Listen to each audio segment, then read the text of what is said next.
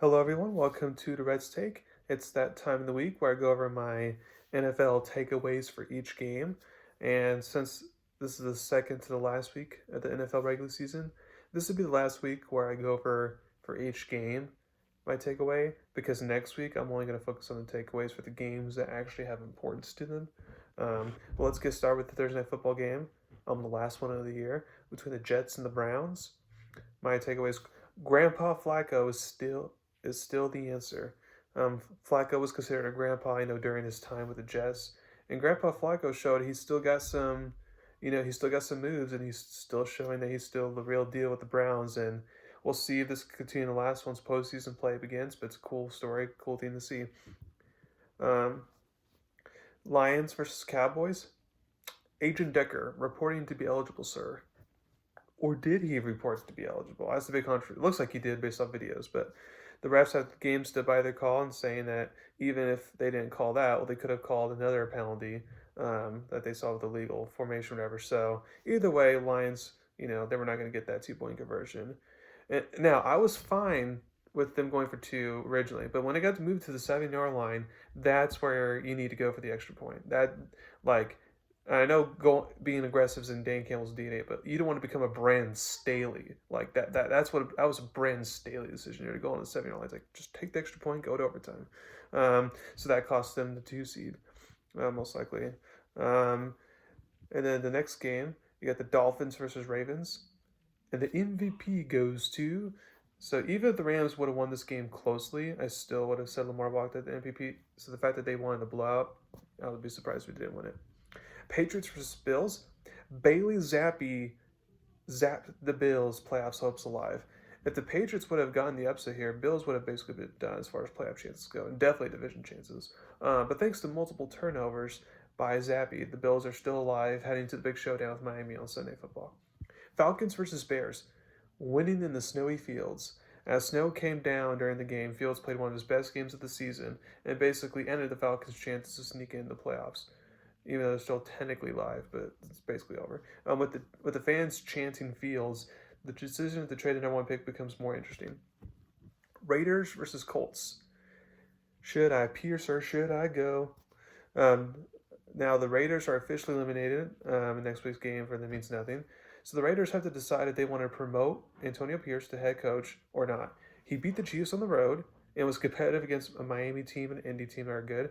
However, scoring 0 points against a bad Vikings defense and the offense in general just not being good, despite making the QB change, leaves a lot to be desired. Effort can only get you so far, so that'll be an interesting decision on what they do. Panthers versus Jaguars. Tepper is not a good better.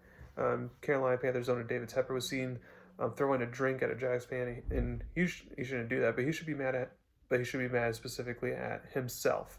He could have settled with a career type of veteran and just done that, basically play that season out, and then if they still suck and get the normal pick, well, now at least you can get Caleb Williams. But now, since you trade for Bryce Young, you're stuck with him.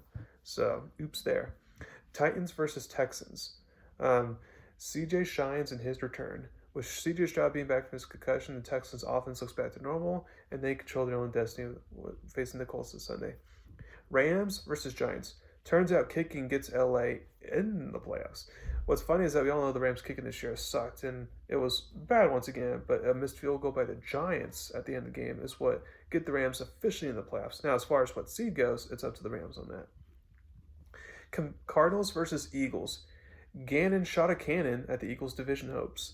Former Eagles defense coordinator showed up against his former boss, as I worried that could have been the case, and he led Arizona to a comeback win, and now the Eagles have to pray Washington performs a miracle against the Cowboys, or else the Eagles are have to go on the road throughout the playoffs.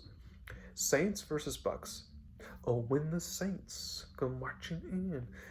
If the Bucks win, they win a division. So not because of overall winning percentage opponents' records. Lame tiebreaker, but that is what it is. So the Saints have to hope the Bucks lose this week in order to win the division and get in the playoffs. But at least they're still alive now, because if they would have lost that game, they would have been out. 49ers versus Commanders. NFC goes through San Francisco. With the Eagles' ninth loss, the 49ers have home field advantage. for the playoffs. So, question is, will they take advantage of that? We'll see.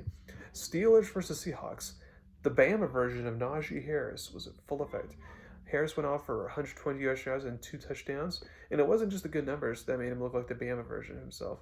It was the physicality and mentality, and that it's going to take 8 people to bring me down, and that was the type of performance he put on and to keep the Steelers' playoff hopes alive.